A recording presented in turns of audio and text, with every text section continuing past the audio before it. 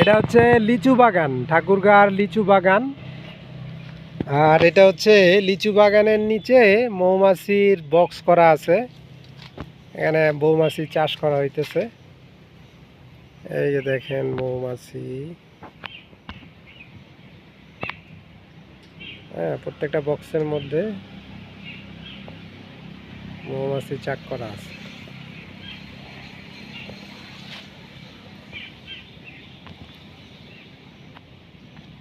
Original লিচু মধু পাওয়া যাবে এখান থেকে।